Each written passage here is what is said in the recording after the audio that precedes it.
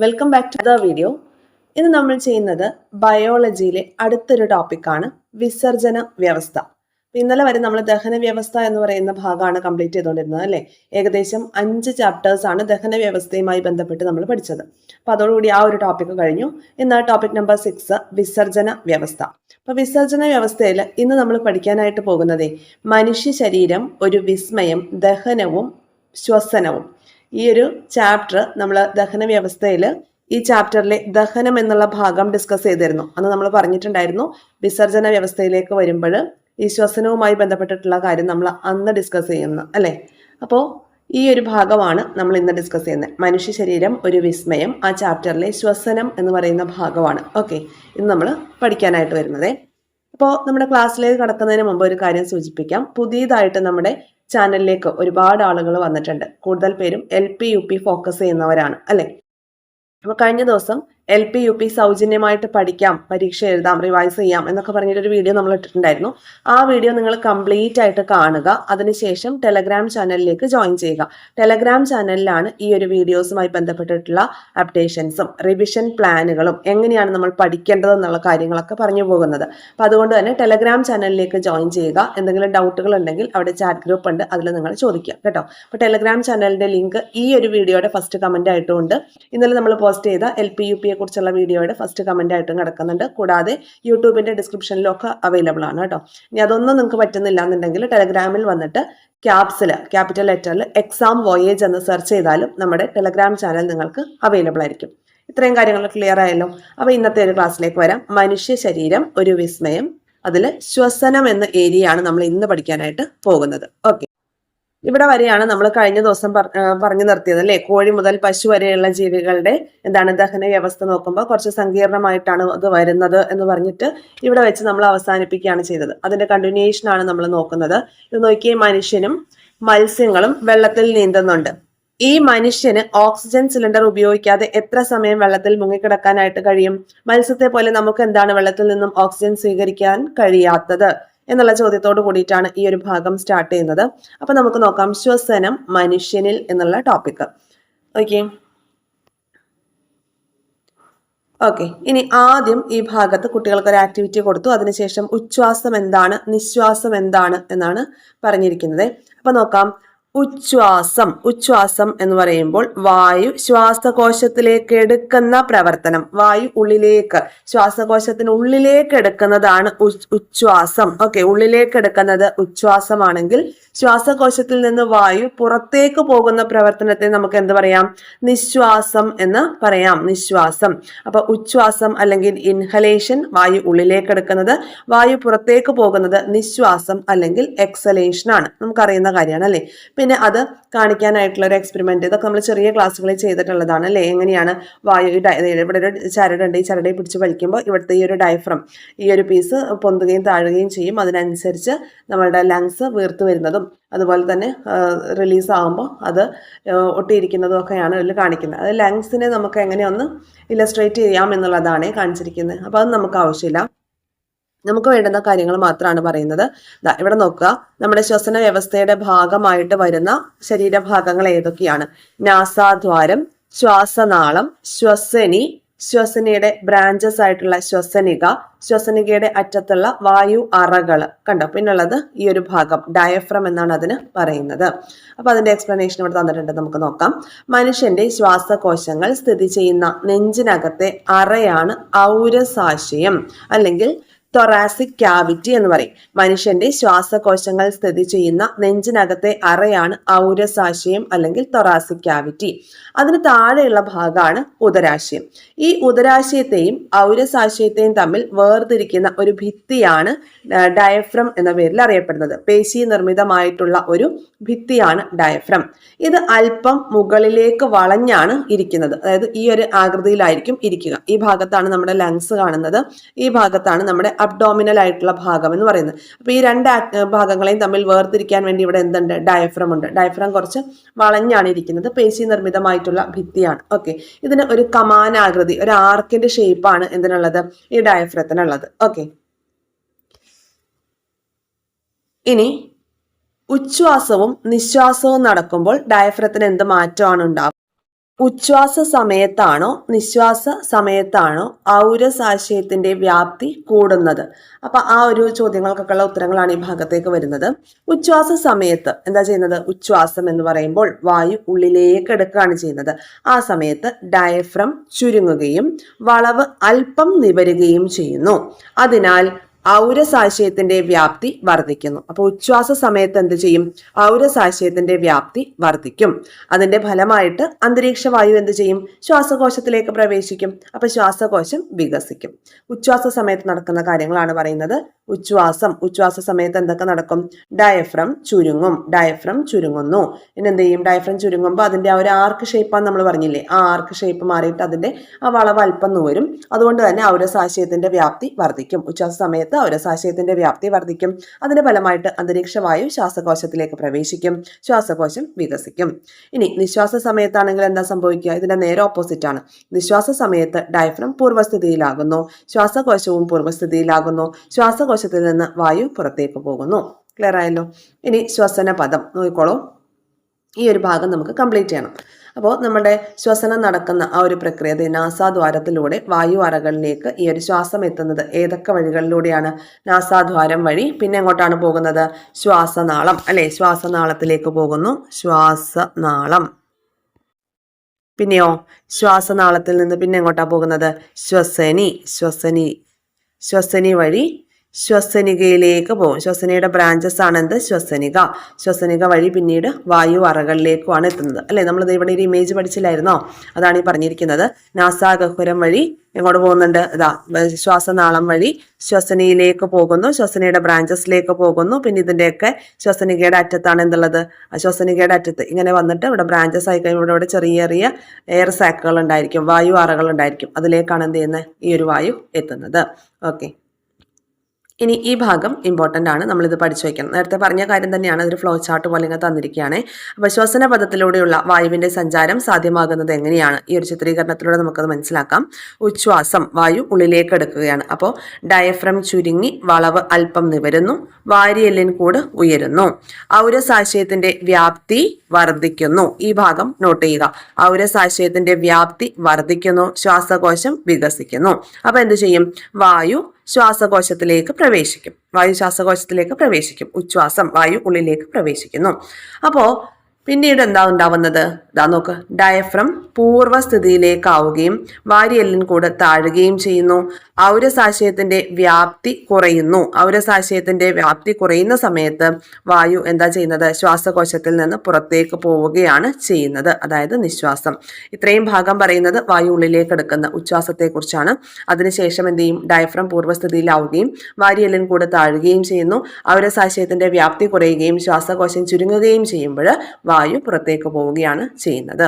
ഉച്ഛ്വാസവും നിശ്വാസവും ഇത് പഠിക്കണം, മുൻപ് ചോദിച്ചിട്ടുള്ളതും കൂടിയാണ് കേട്ടോ. ഓക്കെ. അപ്പോൾ ഈ ഒരു ഭാഗം പഠിക്കുക. ഔരസാശയത്തിന്റെ വ്യാപ്തി വർദ്ധിക്കുക എന്ന് പറയുമ്പോൾ ശ്വാസകോശം അവിടെ വികസിക്കുകയാണ് ചെയ്യുന്നത്, അന്നേരമാണ് വായു ഉള്ളിലേക്ക് വരുന്നത്. ഓക്കെ. ഔരസാശയത്തിന്റെ വ്യാപ്തി കുറയുമ്പോൾ ശ്വാസകോശം ചുരുങ്ങുകയും നമ്മുടെ ശ്വാസം പുറത്തേക്ക് പോവുകയും ചെയ്യുന്നു, നിശ്വാസം സംഭവിക്കുന്നു. ഓക്കെ. ഇനി ഉച്ഛ്വാസവായുവിലെ ഓക്സിജന്റെ അളവ്, നിശ്വാസവായുവിലെ ഓക്സിജന്റെ അളവ്, ഇതും ഇമ്പോർട്ടൻ്റ് ആണ് കേട്ടോ.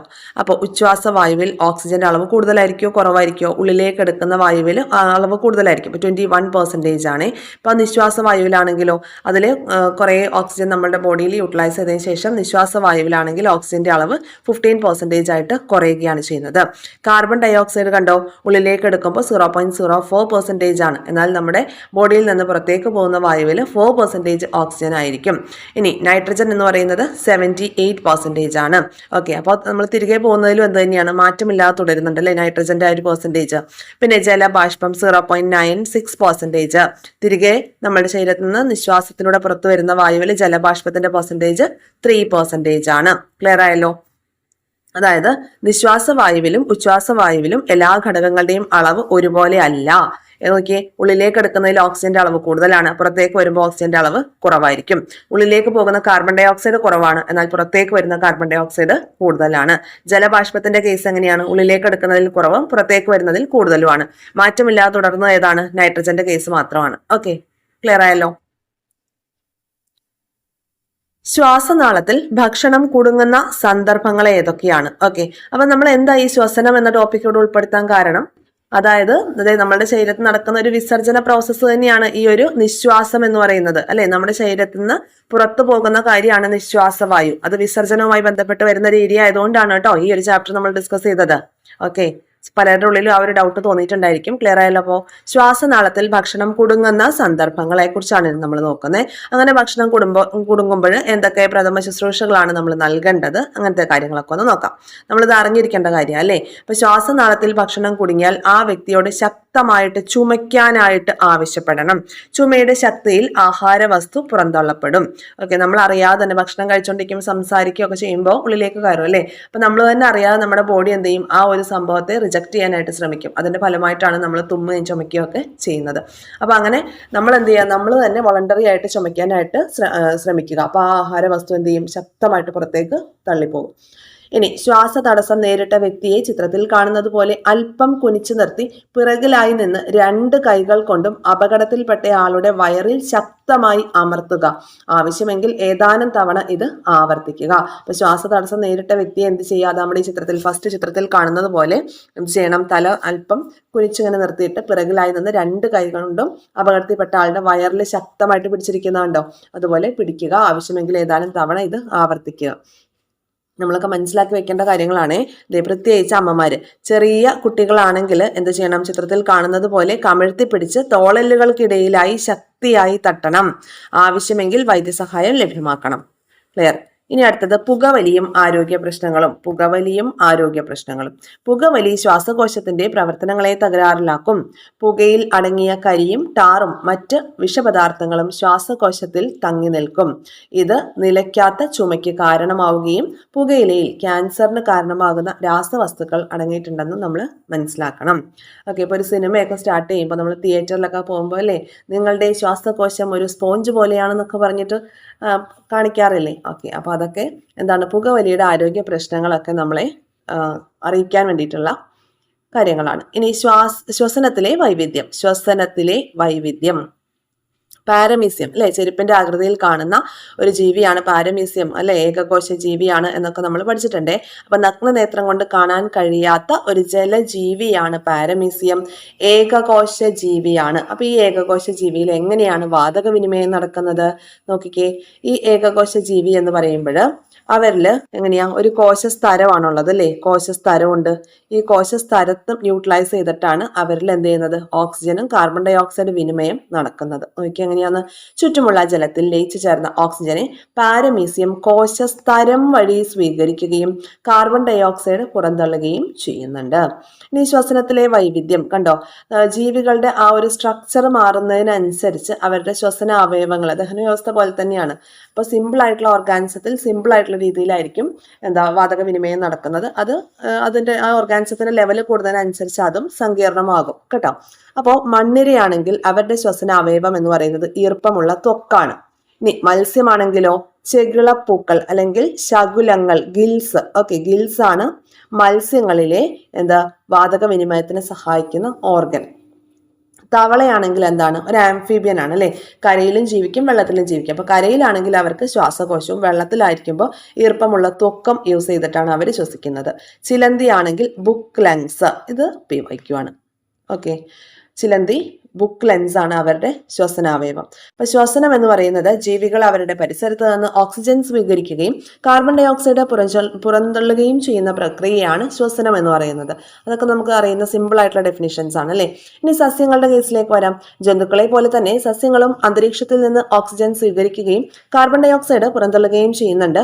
ഇലകളിലും ഇളം കാണ്ഡങ്ങളിലും കാണപ്പെടുന്ന സ്റ്റൊമാറ്റ അല്ലെങ്കിൽ ആസ്യ രന്ധ്രങ്ങൾ വഴിയാണ് വാതക വിനിമയം സാധ്യമാക്കുന്നത്. അപ്പൊ സ്റ്റൊമാറ്റ വഴിയാണ് സസ്യങ്ങളിലെ ശ്വസനം നടക്കുന്നത്. ഇനി എർത്ത് വോംസിലാണെങ്കിൽ നമ്മൾ പറഞ്ഞു ഈർപ്പമുള്ള ത്വക്ക് വഴിയാണ്, മത്സ്യങ്ങളാണെങ്കിൽ ശകുലങ്ങൾ വഴിയും, തവളയാണെങ്കിൽ കരയിലായിരിക്കുമ്പോൾ ശ്വാസകോശം വഴിയും, വെള്ളത്തിലായിരിക്കുമ്പോൾ ഈർപ്പമുള്ള ത്വക്ക് വഴിയുമാണ്. ഇനി ചിലന്തി ആണെങ്കിൽ അവരുടെ ശ്വസനാവയവം ബുക്ക് ലെൻസ് ആണെന്നുള്ള കാര്യം കൂടി പറഞ്ഞു. സസ്യങ്ങളുടെ കേസിൽ എന്താണ് ആസ്യരന്ധ്രങ്ങൾ അല്ലെങ്കിൽ സ്റ്റൊമാറ്റ വഴിയാണ്. ഓക്കെ, ഇവിടെ ഈ ആൻസർ എന്ന് പറഞ്ഞേ, സസ്യങ്ങൾ ശ്വസിക്കുമ്പോൾ സ്വീകരിക്കുന്ന വാതകം ഏതാണ്? സസ്യങ്ങൾ ശ്വസിക്കുമ്പോൾ പുറത്തുവിടുന്ന വാതകം ഏതാണ്? സസ്യങ്ങളിൽ വാതക വിനിമയം നടക്കുന്നത് എവിടെയാണ്? ഇതിലൂടെയാണ്, സ്റ്റൊമാറ്റയിലൂടെയാണ്. ശ്വസിക്കാനാണെങ്കിൽ അത് സസ്യങ്ങളാണെങ്കിലും മൃഗങ്ങളാണെങ്കിലും ഒക്കെ യൂട്ടിലൈസ് ചെയ്യുന്നത് ഓക്സിജൻ ആണ്. ശ്വസിക്കുമ്പോൾ അവർ തീർച്ചയായിട്ടും പുറത്തുവിടുന്നത് കാർബൺ ഡൈ ഓക്സൈഡ് ആണ്. ഈ കാർബൺ ഡൈ ഓക്സൈഡ് അവർ എപ്പോഴാണ് യൂട്ടിലൈസ് ചെയ്യുന്നത്? അവര് പ്രകാശ സംശ്ലേഷണ സമയത്ത് കാർബൺ ഡൈ ഓക്സൈഡ് യൂട്ടിലൈസ് ചെയ്യുകയും ഓക്സിജൻ പുറന്തള്ളുകയും ചെയ്യുന്നുണ്ട്. എന്നാൽ ശ്വസന സമയത്ത് മനുഷ്യരെ പോലെ തന്നെ ഓക്സിജൻ തന്നെയാണ് സസ്യങ്ങളെ യൂട്ടിലൈസ് ചെയ്യുന്നത്. ഓക്കെ, അപ്പൊ ഇത്രയും കാര്യങ്ങളാണ് ഈ ഒരു ഭാഗത്ത് നമുക്ക് പഠിക്കാനായിട്ടുള്ളത്. ശ്വസന വ്യവസ്ഥ എന്ന് പറഞ്ഞിട്ട് നമുക്ക് LP-UPക്ക് ഒരു ടോപ്പിക് ഇല്ല. അപ്പൊ അതുകൊണ്ട് ഈ ഒരു വിസർജന വ്യവസ്ഥ എന്ന് പറയുന്ന ഭാഗത്ത് നിശ്വാസം എന്നുള്ള ഏരിയ കോൺസെൻട്രേറ്റ് ചെയ്തിട്ടാണ് നമ്മൾ എന്ത് ചെയ്തത്, വിസർജന വ്യവസ്ഥയിൽ ഈ ഒരു ചാപ്റ്റർ ഇൻക്ലൂഡ് ആക്കിയിട്ടുള്ളത് കേട്ടോ. വിസർജന വ്യവസ്ഥയായിട്ട് നമ്മൾ പഠിക്കേണ്ട മറ്റൊരു ലെസൺ ആണ് ന്യൂ SCERT സ്റ്റാൻഡേർഡ് 9ലെ 3rd ലെസൺ, ശ്വസനവും വിസർജനവും. ശ്വസനവും വിസർജനവും. ഓക്കെ, അപ്പൊ ഈ ചാപ്റ്ററിൽ എന്തൊക്കെ കാര്യങ്ങളാണ് നമ്മൾ നോക്കേണ്ടതെന്ന് അറിയാമോ? മനുഷ്യന്റെ ശ്വസന വ്യവസ്ഥ ഈ ചാപ്റ്ററിൽ പറയുന്ന കാര്യങ്ങളാണ്. പിന്നെ വാതക വിനിമയം, കോശ ശ്വസനം, ശ്വസനം മറ്റു ജീവികളിൽ, യൂറിയ നിർമ്മാണം, മൂത്ര രൂപീകരണം, സസ്യങ്ങളിലെ വിസർജനം, ഹീമോഡയാലിസിസ്, വൃക്ക മാറ്റിവെക്കൽ, സമസ്ഥിതി പാലനം. ഇത്രയും കാര്യങ്ങൾ ഈ ഒരു ചാപ്റ്ററിൽ പറയുന്നുണ്ട്. അപ്പൊ ഇതേ കണ്ടന്റ് തന്നെ വരുന്ന മറ്റൊരു ലെസൺ കൂടി നമുക്ക് പഠിക്കാനുണ്ട്. നിങ്ങൾക്ക് അറിയോ അത് ഏതാന്ന്? സ്റ്റാൻഡേർഡ് 9ലെ 3rd ലെസൺ, ഓൾഡ് SCERTലെ ലെസൺ ഉണ്ട്. ആ ലെസന്റെ പേര് വിസർജനം സമസ്ഥിതി പാലനത്തിന് എന്നുള്ളതാണ്. അറിയാലോ ആ ലെസൺ, നിങ്ങൾക്ക് പലർക്കും അറിയുന്ന ലെസൺ ആയിരിക്കും. ഓക്കെ, അപ്പൊ ഇന്ന് നമുക്ക് ഈ ഒരു ചാപ്റ്റർ പഠിക്കാം കേട്ടോ. അടുത്ത ക്ലാസ്സിൽ ഓൾഡ് SCERT പഠിക്കാം. ഇത് ന്യൂ SCERT ശ്വസനവും വിസർജനവും നോക്കാം. ഏറ്റവും ആദ്യം ഇവിടെ പറയുന്നത് എന്താണ് ശ്വസനം എന്നുള്ളതാണ്. ജീവികളിലെ ശ്വസന പ്രക്രിയയെ ലളിതമായി വിശദീകരിക്കുന്നതിൽ വിജയിച്ച ശാസ്ത്രജ്ഞനാണ് 18ാം നൂറ്റാണ്ടിലെ ആന്റോയിൻ ലാവോസിയെ. ലാവോസിയാണ് ശ്വസനത്തെ കുറിച്ച് ആദ്യമായിട്ട് ഏറ്റവും ലളിതമായിട്ട് വിശദീകരിച്ചത്. വസ്തുക്കൾ കത്തുമ്പോഴും ജീവികൾ ശ്വസിക്കുമ്പോഴും നടക്കുന്നത് ഒരേ പ്രക്രിയയാണ് എന്ന് അദ്ദേഹം അനുമാനിച്ചു. ഇത് തെളിയിക്കാനായി ഒരു ചെറിയ ബക്കറ്റിൽ ഗിനിപ്പന്നിയെ വെച്ചു. ഗിനിപ്പന്നിയെ വെച്ചിട്ടാണ് ഇദ്ദേഹം പരീക്ഷണം നടത്തുന്നത്. ഇതിനെ ഐസ് നിറച്ച മറ്റൊരു ബക്കറ്റിൽ ഇറക്കി വെച്ച് ഗിനിപ്പന്നിയെ വല കൊണ്ട് മൂടി. പുറമേ നിന്നുള്ള ചൂട് കൊണ്ട് ഐസ് ഉരുകാതിരിക്കാൻ ആവശ്യമായ ഇൻസുലേഷൻ മുൻകരുതലുകളും എടുത്തു. എന്നാലും ഐസ് ഉരുകി. അതായത് ഗിനിപ്പന്നിയുടെ ശരീരത്തിലെ ചൂടേറ്റത് കൊണ്ട് ആ ഒരു ഐസ് ഉരുകി എന്ന് ലാവോസിയെ സ്ഥാപിച്ചു. ജീവിയുടെ ശരീരത്തിൽ നിന്ന് 80 കിലോ കലോറി ഊർജം ഇതിനായി ഉപയോഗിച്ചു എന്ന് അദ്ദേഹം കണക്കുകൂട്ടിയെടുത്തു. ഈ ഊർജം ലഭിച്ചത് ശ്വസനത്തിലൂടെയാണ്. പിന്നെ ഒരു തടി കഷ്ണം കത്തുമ്പോൾ ഓക്സിജൻ ഉപയോഗിക്കുകയും, അല്ലെ, കത്താൻ ഉപയോഗിക്കുന്ന വാതകം ഏതാണ്? ഓക്സിജൻ ആണ്. ഒരു തടി കഷ്ണം കത്തുമ്പോൾ ഓക്സിജൻ ഉപയോഗിക്കുകയും കാർബൺ ഡൈ ഓക്സൈഡും താപോർജവും ഉണ്ടാവുകയും ചെയ്യുന്നു. ശ്വസനത്തിൽ ഓക്സിജൻ ഗ്ലൂക്കോസിനെ വിഘടിപ്പിക്കുമ്പോഴും ഇത് തന്നെയാണ് സംഭവിക്കുന്നത് എന്ന് അദ്ദേഹം ഈ ഒരു പരീക്ഷണത്തിലൂടെ തെളിയിച്ചു. ഓക്കെ, അപ്പൊ അദ്ദേഹം എന്താണ് തെളിയിച്ചത്? 18ാം നൂറ്റാണ്ടിൽ ആന്റോണിയോ ലാവോസിയെ ശ്വസനം എന്താണ് എന്ന് ലളിതമായി എക്സ്പ്ലെയിൻ ചെയ്തു.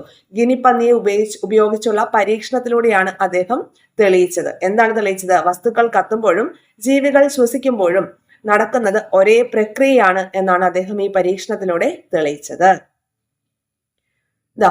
18ാം നൂറ്റാണ്ടിൽ ആന്റോണിയോ ലാവോസിയ നടത്തിയ രസകരമായ പരീക്ഷണത്തിന്റെ വിവരണമാണ് നമ്മൾ മുകളിൽ വായിച്ചത്.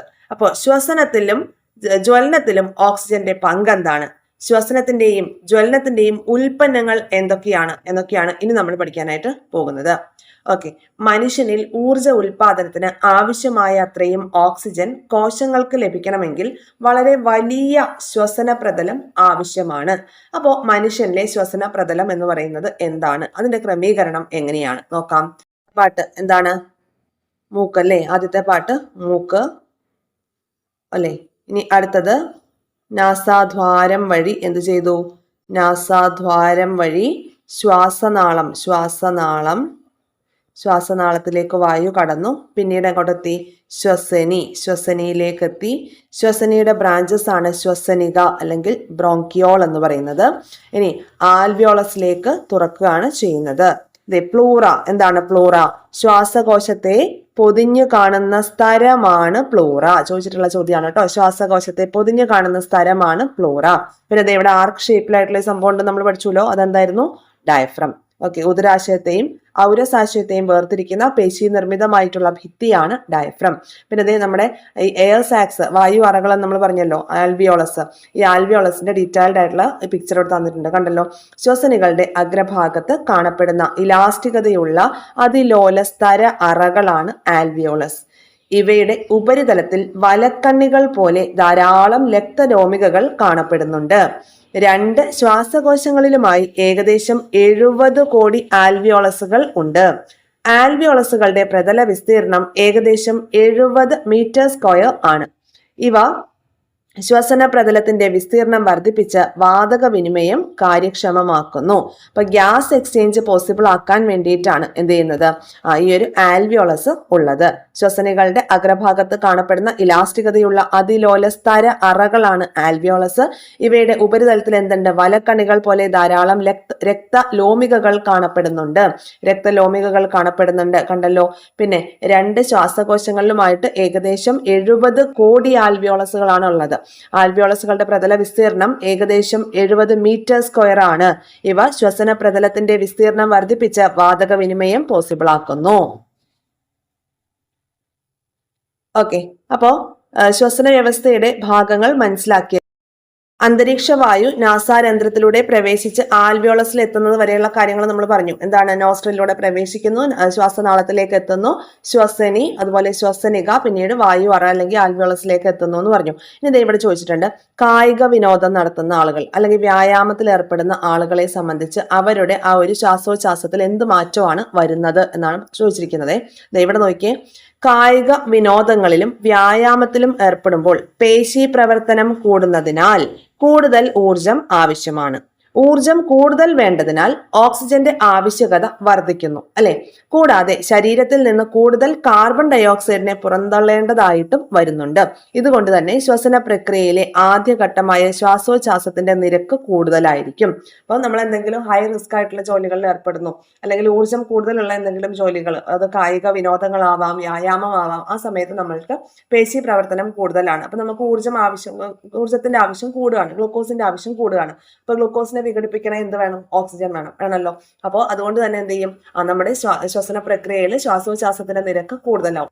അപ്പോൾ ഈ ഓക്സിജൻ കൂടുതൽ യൂട്ടിലൈസ് ചെയ്യുമ്പോഴും നമ്മുടെ സെൽസ് എന്ത് ചെയ്യുന്നുണ്ട്, കാർബൺ ഡയോക്സൈഡ് റിലീസ് ചെയ്യുന്നുണ്ട്, അല്ലെ? അപ്പൊ ഈ ഒരു കാർബൺ ഡയോക്സൈഡ് പുറത്തേക്ക് പോവുകയും വേണം. അപ്പൊ എന്ത് ചെയ്യും, ഉച്ഛ്വാസത്തിന്റെയും നിശ്വാസത്തിന്റെയും നിരക്ക് കൂടുകയാണ് ചെയ്യുക. ഇനി വെന്റിലേഷന്റെ ഭാഗത്തെ കുറിച്ച് പറയാം. ഉച്ഛ്വാസം, നിശ്വാസം. ഉച്ഛ്വാസം എന്ന് പറയുമ്പോൾ നമുക്കറിയാം എന്താണ്, അന്തരീക്ഷ വായു ശ്വാസകോശത്തിനുള്ളിലേക്ക് എടുക്കുന്ന പ്രക്രിയയാണ് നമ്മൾ നേരത്തെ പഠിച്ചു. നിശ്വാസം എന്ന് പറയുമ്പോൾ എന്താണ്, നമ്മുടെ ശ്വാസകോശത്തിൽ നിന്ന് വായു പുറത്തേക്ക് പോകുന്ന പ്രക്രിയയാണ് നിശ്വാസം അല്ലെങ്കിൽ എക്സ്പിറേഷൻ എന്ന് പറയുന്നത്. ഓക്കെ, അപ്പൊ നോക്കിയത് ഇവിടെ 3 പാർട്ട് തന്നിട്ടുണ്ട്. വാരിയെല്ല്, ഇന്റർകോസ്റ്റൽ പേശികൾ, ഡയഫ്രം. എന്താണ് ഇന്റർകോസ്റ്റൽ പേശി, വാരിയെല്ല്, ഡയഫ്രം. അപ്പൊ നോക്കിയേ ഈ സംഭവം എങ്ങനെയാണ് നടക്കുന്നത്, അത് ഈ 3 പാർട്സ് ഒന്ന് പരിചയപ്പെട്ട് വെക്കുക. ഡയഫ്രം നമുക്കറിയാലോ, ഇവിടെ ഇങ്ങനെയുള്ള എന്താണ് ഒരു ആർക്ക് ഷേപ്ഡ് ആയിട്ടുള്ള പേശി നിർമ്മിതമായിട്ടുള്ള സ്ട്രക്ചർ ആണ്. വാരിയെല്ല് കൊടുത്തിട്ടുണ്ട്, അതുപോലെ ഇന്റർകോസ്റ്റൽ പേശികൾ, വാരിയലിന്റെ ഇടയിലായി കാണപ്പെടുന്ന എന്താണ് പേശികളാണ്. അപ്പൊ ഉച്ഛ്വാസ സമയത്ത് എന്താ നടക്കുന്നത്, നിശ്വാസ സമയത്ത് എന്താണ് നടക്കുന്നത്, അപ്പൊ ആ കാര്യം പഠിക്കണം, ഇമ്പോർട്ടന്റ് ആണ്. വെന്റിലേഷൻ, ഓക്കെ, വെന്റിലേഷൻ നമ്മളോട് ചോദിച്ചിട്ടുള്ള ചോദ്യമാണ്. നോക്കാം. അപ്പൊ ഇന്റർകോസ്റ്റൽ പേശി എന്ന് പറയുമ്പോൾ അത് സങ്കോചിക്കുകയാണ് ചെയ്യുന്നത്. ഉച്ഛ്വാസ സമയത്ത് ഇന്റർകോസ്റ്റൽ പേശികൾ സങ്കോചിക്കുന്നു, വാരിയെല്ല് ഉയരുന്നു. ഓക്കെ, ഉച്ഛ്വാസം എന്ന് പറയുമ്പോൾ വായു ഉള്ളിലേക്ക് എടുക്കുകയാണ്. ആ ഒരു സമയത്ത് ഇന്റർകോസ്റ്റൽ പേശികൾ സങ്കോചിക്കുകയും വാരിയെല്ല് ഉയരുകയും ഡയഫ്രം സങ്കോചിക്കുകയുമാണ് ചെയ്യുന്നത്. ഓക്കെ, ഇനി അടുത്തത് നിശ്വാസ സമയത്ത് എന്ത് സംഭവിക്കും, ഇന്റർകോസ്റ്റൽ പേശികൾ പൂർവസ്ഥിതി പ്രാപിക്കുന്നു, വാരിയെല്ല് താഴുന്നു, ഡയഫ്രം പൂർവസ്ഥിതി പ്രാപിക്കുന്നു. ഡയഫ്രവും ഇന്റർകോസ്റ്റൽ പേശികളും പൂർവസ്ഥിതി പ്രാപിക്കുകയും വാരിയെല്ല് താഴുകയുമാണ് നിശ്വാസത്തിന്റെ സമയത്ത് നടക്കുന്നത്. ഉച്ഛ്വാസ സമയത്തും നിശ്വാസ സമയത്തും നടക്കുന്ന കാര്യങ്ങൾ ഈ ഒരു ടേബിൾ ഇതാണ് ഈ ഭാഗത്ത് ഇമ്പോർട്ടന്റ് ആയിട്ട് നമ്മൾ നോട്ട് ചെയ്ത് വെക്കണ്ട കേട്ടോ.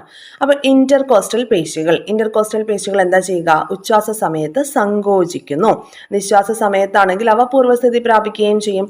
വാരിയെല്ലുകൾ ഉയരും. നമ്മൾ ശ്വാസം ഉള്ളിലേക്ക് എടുത്ത് നോക്കിയേ, അപ്പോൾ നമുക്ക് അറിയാനായിട്ട് സാധിക്കും. ശ്വാസം ഉള്ളിലേക്ക് എടുക്കുമ്പോൾ നമ്മുടെ വാരിയെല്ലുകൾ ഉയരുന്നതായിട്ട് നമുക്ക് ഫീൽ ചെയ്യും. അപ്പോൾ അങ്ങനെയാകുമ്പോൾ നിശ്വാസത്തിന്റെ സമയത്ത് അതിന്റെ ഓപ്പോസിറ്റ് താഴുകയാണ് ചെയ്യുക. ഡയഫ്രത്തിനുണ്ടാവുന്ന മാറ്റം, ഡയഫ്രം എന്താ ചെയ്യുന്നത്? ഉച്ഛ്വാസ സമയത്ത് സങ്കോചിക്കുകയും നിശ്വാസ സമയത്ത് പൂർവ്വസ്ഥിതി പ്രാപിക്കുകയും ചെയ്യും.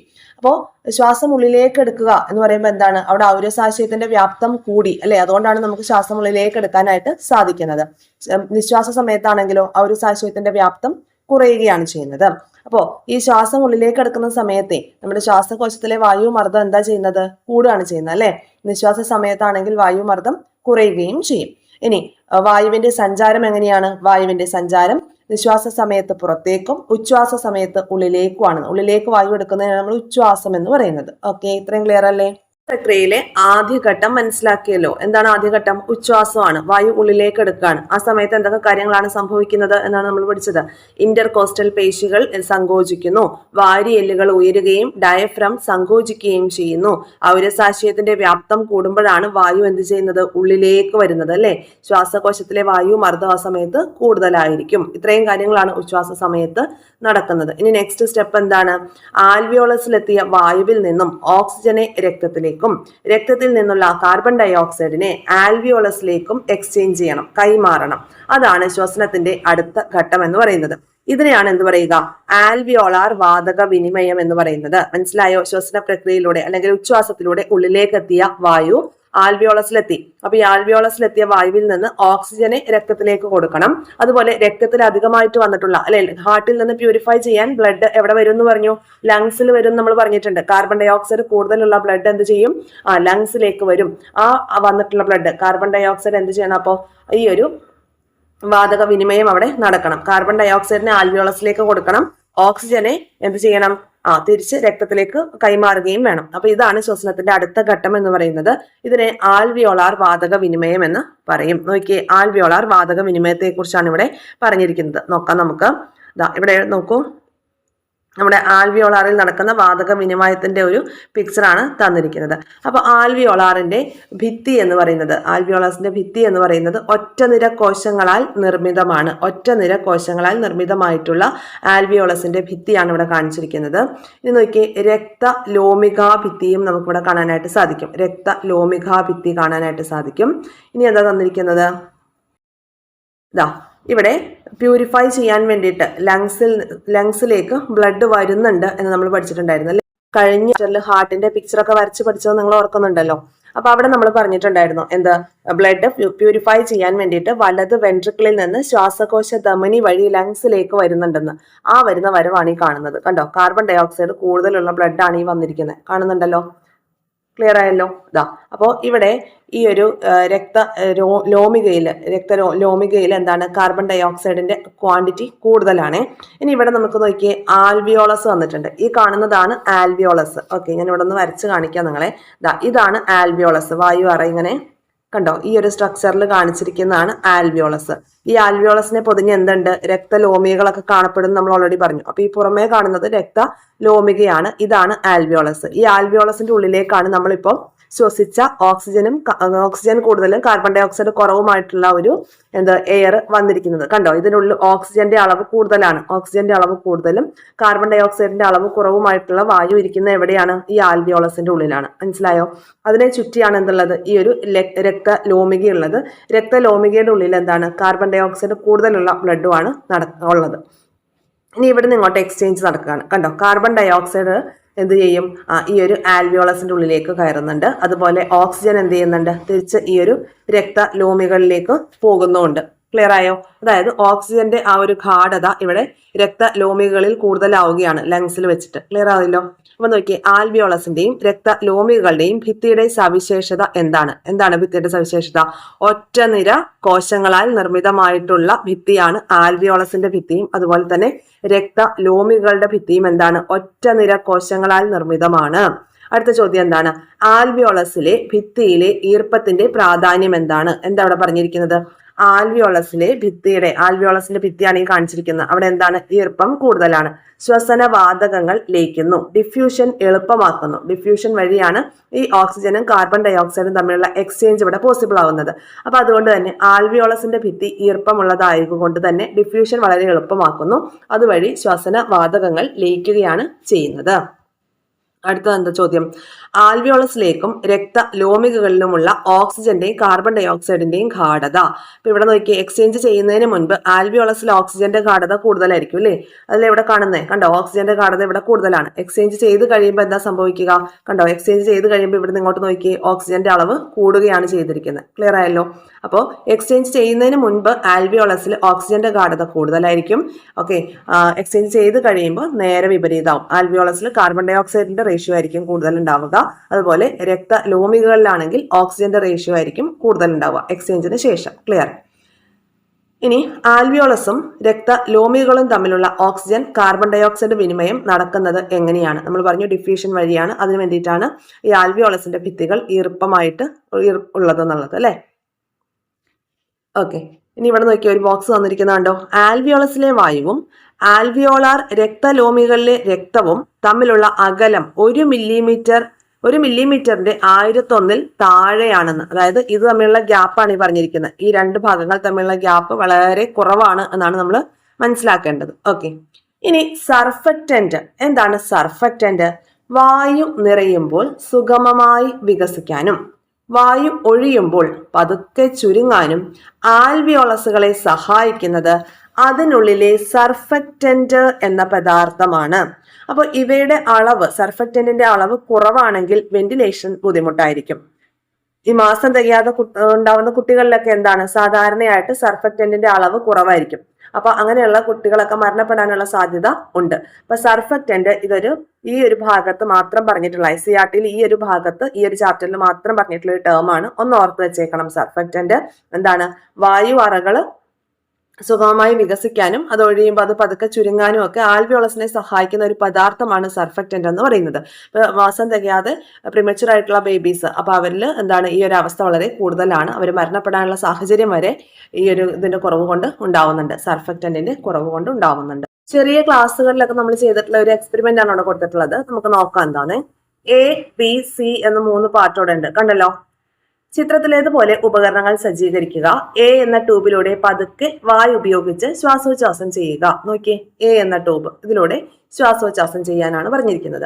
അപ്പോൾ BC എന്നീ ടെസ്റ്റ് ട്യൂബുകളിലെ ഇൻഡിക്കേറ്റർ ലായനിയുടെ നിറം മാറ്റം ശ്രദ്ധിക്കുക എന്നാണ് പറഞ്ഞിരിക്കുന്നത്. അപ്പൊ കണ്ടോ, ഇവിടെ ഈ ടെസ്റ്റ് ട്യൂബിൽ എന്താ എടുത്തിരിക്കുന്നത്? ചുണ്ണാമ്പ് വെള്ളമാണ്, അല്ലെങ്കിൽ ഹൈഡ്രജൻ കാർബണേറ്റ് ലായനിയാണ് എടുത്തിരിക്കുന്നത്. നമ്മൾ ഈ എ എന്ന ട്യൂബിലൂടെ ശ്വാസോച്ഛ്വാസം ചെയ്യുമ്പോൾ ഇവിടെ എന്ത് മാറ്റമാണ് ഉണ്ടാവുന്നത്? നോക്കിയേ, ഇൻഡിക്കേറ്റർ ആയി എടുത്തിരിക്കുന്ന ചുണ്ണാമ്പ് വെള്ളം ഉപയോഗിച്ചാൽ കാർബൺ ഡൈ ഓക്സൈഡ് കടന്നു പോകുമ്പോൾ, നമ്മൾ ശ്വാസോച്ഛ്വാസം ചെയ്യുമ്പോൾ അതിലുള്ള കാർബൺ ഡൈ ഓക്സൈഡ് ഈ ഒരു ചുണ്ണാമ്പ് വെള്ളത്തിലൂടെ കടന്നു പോകുമ്പോൾ ചുണ്ണാമ്പ് വെള്ളത്തിന് പാൽ നിറം ലഭിക്കും അല്ലെ, വൈറ്റ് കളറായിട്ട് മാറും.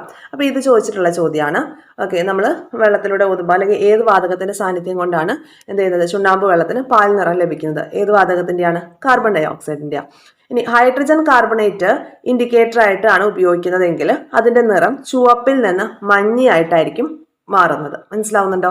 ഇപ്പൊ ഇവിടെ ഒരെണ്ണത്തിൽ നമ്മൾ ചുണ്ണാമ്പ് വെള്ളം എടുക്കുകയാണ്, ഒരെണ്ണത്തിൽ ഹൈഡ്രജൻ കാർബണേറ്റ് ആണ് എടുക്കുന്നതെങ്കിൽ കാർബൺ ഡൈ ഓക്സൈഡിന്റെ സാന്നിധ്യം കൊണ്ട് ചുണ്ണാമ്പ് വെള്ളം വൈറ്റ് കളറിലും മാറും. അതുപോലെ ഈ ഹൈഡ്രജൻ കാർബണേറ്റ് എന്താ ചെയ്യുന്നത്? ഹൈഡ്രജൻ കാർബണേറ്റ് ഇൻഡിക്കേറ്റർ ആയിട്ട് ഉപയോഗിക്കുന്ന ലായനിയിൽ അതിന്റെ നിറം ചുവപ്പിൽ നിന്ന് മഞ്ഞ കളറായിട്ട് മാറുകയാണ് ചെയ്യുക. ഹൈഡ്രജൻ കാർബണേറ്റ് ആണ് ഉപയോഗിക്കുന്നതെങ്കിൽ ചുവപ്പ് കളറാണ് ഓൾറെഡി ഉണ്ടാവുക. അതിൽ നിന്ന് കാർബൺ ഡൈ ഓക്സൈഡ് എത്തുമ്പോഴേക്കും അതിന്റെ സാന്നിധ്യം, അല്ലെങ്കിൽ ആ ഒരു കാർബൺ ഡൈ ഓക്സൈഡിന്റെ സാന്നിധ്യം കാരണം ചുവപ്പ് കളർ മഞ്ഞ കളറായിട്ട് മാറും. ഓക്കെ, അപ്പോൾ ആൽവിയോളാർ വാതക വിനിമയം നമ്മൾ മനസ്സിലാക്കി. ഇനി ഇവിടെ നമുക്കൊരു ചിത്രീകരണം തന്നിരിക്കുകയാണ്. എന്താണ് തന്നിരിക്കുന്നത്? അതായത് ശ്വസന പ്രക്രിയയാണ്. ശ്വസന പ്രക്രിയയാണ് ഇവിടെ തന്നേക്കുന്നത്. ഇതിൽ എന്തൊക്കെ കാര്യങ്ങൾ നമ്മൾ നോക്കണം? ഓക്സിജന്റെ സംവഹനത്തെ കുറിച്ച് അവിടെ പറയുന്നുണ്ട്. രക്തത്തിൽ നിന്നും കലകളിലേക്കുള്ള ഓക്സിജന്റെ പ്രവാഹത്തെ കുറിച്ച്, കോശശ്വസനം, കലകളിൽ നിന്ന് രക്തത്തിലേക്കുള്ള കാർബൺ ഡൈ ഓക്സൈഡ് പ്രവേശിക്കുന്നത് എങ്ങനെയാണ്, കാർബൺ ഡൈ ഓക്സൈഡിന്റെ സംവഹനം, കാർബൺ ഡൈ ഓക്സൈഡ് പുറന്തള്ളുന്നത് എങ്ങനെയാണ്, ശ്വസന പ്രക്രിയയിലെ ഘട്ടങ്ങൾ എന്തൊക്കെയാണ്, ആ രീതിയിലുള്ള ഒരു ചിത്രീകരണമാണ് തന്നിരിക്കുന്നത്. അതിന്റെ ബേസിസിലാണ് നമ്മൾ ഇവിടെ കംപ്ലീറ്റ് ആക്കാൻ പോകുന്നത്. അപ്പൊ ആദ്യം നമുക്ക് നോക്കാം.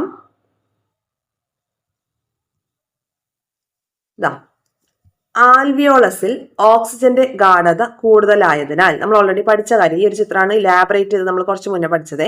ആൽവിയോളസ്, ഉള്ളിലേക്ക് നമ്മൾ എടുക്കുന്ന ശ്വാസത്തിൽ എന്തായിരിക്കും, ഓക്സിജന്റെ ക്വാണ്ടിറ്റി കൂടുതലും കാർബൺ ഡൈ ഓക്സൈഡിന്റെ ക്വാണ്ടിറ്റി കുറവായിരിക്കും.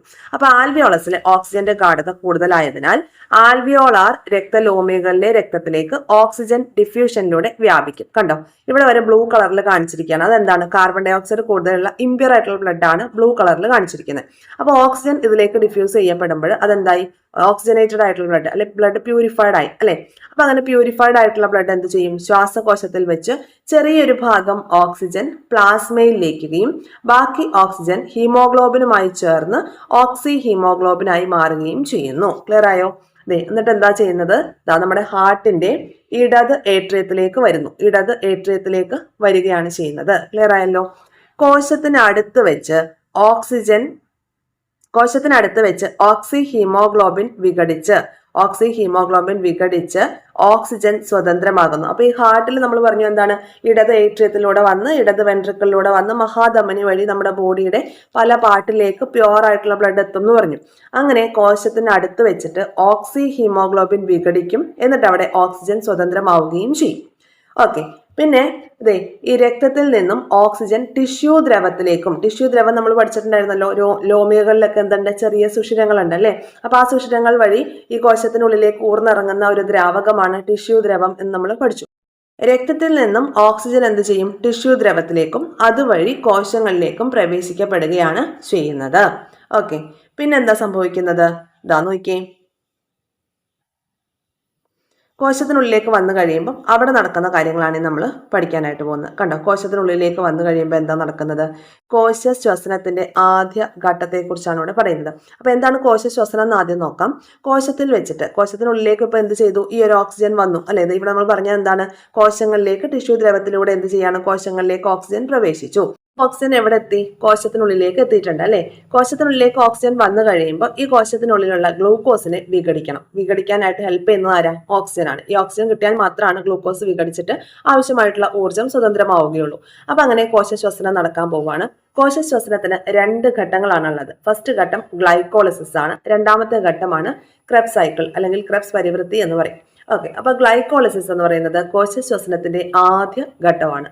കോശദ്രവ്യത്തിൽ നടക്കുന്ന പ്രോസസ്സാണ് ഗ്ലൈക്കോളിസിസ്. അതിനെന്താ ആവശ്യമില്ല, ഓക്സിജൻ ആവശ്യമില്ല. ഗ്ലൂക്കോസിനെ പൈറൂവിക് ആസിഡായി മാറ്റുന്ന ഒരു പ്രോസസ്സാണ് ഈ ഗ്ലൈക്കോളിസിസ് എന്ന് പറയുന്നത്. അപ്പൊ ആ സമയത്ത് അവിടെ 2 ATP തന്മാത്രകൾ ലഭ്യമാകുന്നുണ്ട്. ഈ ഒരു പ്രോസസ്സ് ഓർക്കുക. ഗ്ലൈക്കോളിസിസ് എന്ന് പറയുമ്പോൾ അതിനെന്താണ്, ശ്വസനത്തിന്റെ ആദ്യ ഘട്ടമാണ്. കോശദ്രവ്യത്തിൽ വെച്ചിട്ടാണ് അത് നടക്കുന്നത്. അവിടെ ഓക്സിജൻ ആവശ്യമില്ലാത്തൊരു കാര്യമാണ്. ഗ്ലൂക്കോസിനെ എന്താക്കി മാറ്റും, പൈറൂവിക് ആസിഡാക്കി മാറ്റും. ആ സമയത്ത് അവിടെ 2 ATP റിലീസ് ആവുന്നുണ്ട്. ഓക്കെ, ഇനി ക്രെബ്സ് സൈക്കിൾ എന്ന് പറയുമ്പോൾ രണ്ടാമത്തെ ഘട്ടമാണ്. കോശ ശ്വസനത്തിന്റെ രണ്ടാമത്തെ ഘട്ടമാണ് എന്ത്, ക്രെബ്സ് സൈക്കിൾ എന്ന് പറയുന്നത്. അപ്പൊ ഈ ഒരു ക്രെബ്സ് സൈക്കിളിലാണ് എന്ത് വേണ്ടത്, ഓക്സിജൻ ആവശ്യമായിട്ടുള്ളത്. ഈ ക്രെബ്സ് സൈക്കിൾ നടക്കുന്നത് മൈറ്റോകോൺട്രിയയിൽ വെച്ചിട്ടാണ് എന്ത് ചെയ്യുന്നത്, ക്രെബ്സ് സൈക്കിൾ നടക്കുന്നത്. അപ്പൊ ഇവിടെ നമ്മൾ പൈറൂവിക് ആസിഡാക്കി മാറ്റിയിട്ടുണ്ടല്ലോ, ഗ്ലൂക്കോസിനെ പൈറൂവിക് ആസിഡാക്കി മാറ്റിയിട്ടുണ്ട് സെല്ലിന്റെ ഉള്ളിൽ. ഈ പൈറൂവിക് ആസിഡ് എന്ത് ചെയ്യും, കാർബൺ ഡൈ ഓക്സൈഡും ജലവുമായിട്ട് മാറും. അത് ഓക്സിജൻ ഉപയോഗിച്ച് വിഘടിച്ച് പൈറൂവിക് ആസിഡ് എന്ത് ചെയ്യുന്നു, കാർബൺ ഡൈ ഓക്സൈഡും ജലവുമായിട്ട് മാറും. ആ സമയത്ത് 28 ATP തന്മാത്രകളാണ് ലഭ്യമാകുന്നത്. മനസ്സിലായോ?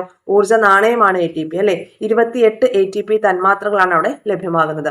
അപ്പൊ ഒരു കോശ ശ്വസനത്തിൽ മൊത്തം 30 ATP തന്മാത്രകൾ ഉണ്ടാവും അല്ലെ. 28 എണ്ണം ക്രെബ്സ് സൈക്കിളിലും 2 ATP തന്മാത്രകൾ ഗ്ലൈക്കോളിസിസിലും. ഗ്ലൈക്കോളിസിസ് എന്ന് പറയുന്ന ഓക്സിജൻ ആവശ്യമില്ലാത്ത പ്രവൃത്തിയാണ്. ഗ്ലൂക്കോസിനെ എന്താണ്, പൈറൂവിക് ആസിഡ് ആക്കി മാറ്റുകയാണ് ചെയ്യുന്നത്. ക്രെബ്സ് സൈക്കിളിലേക്ക് വരുമ്പോൾ രണ്ടാമത്തെ ഘട്ടമാണ്, മൈറ്റോകോൺട്രിയയിൽ വെച്ചാണ് നടക്കുന്നത്. എന്ത് ചെയ്യുന്നുണ്ട്, ഈ പൈറൂവിക് ആസിഡ് കാർബൺ ഡൈ ഓക്സൈഡും ജലവുമായിട്ട് അങ്ങ് മാറുകയാണ് അല്ലെ. പൈറൂവിക് ആസിഡ് കാർബൺ ഡൈ ഓക്സൈഡും ജലവുമായിട്ട് മാറുന്നു. ഓക്സിജൻ ഉപയോഗിച്ച് പൈറൂവിക് ആസിഡ് കാർബൺ ഡൈ ഓക്സൈഡും ജലവുമായി മാറുമ്പോൾ 28 ATP ആണ് അവിടെ റിലീസ് ചെയ്യുന്നത്. ക്ലിയർ ആയോ? എന്നിട്ട് എന്ത് സംഭവിക്കും, കോശങ്ങളിൽ നിന്ന് കാർബൺ ഡൈ ഓക്സൈഡ് ടിഷ്യൂ ദ്രവത്തിലേക്ക്, ഇവിടെ ഈ ഓക്സിജൻ ടിഷ്യൂലേക്ക് വന്നു കഴിയുമ്പോൾ കോശത്തിലേക്ക് വന്നു കഴിയുമ്പോൾ എന്താണ് സംഭവിക്കുന്നത്, കോശശ്വസനം നടക്കുമെന്നാണ് പറഞ്ഞത്.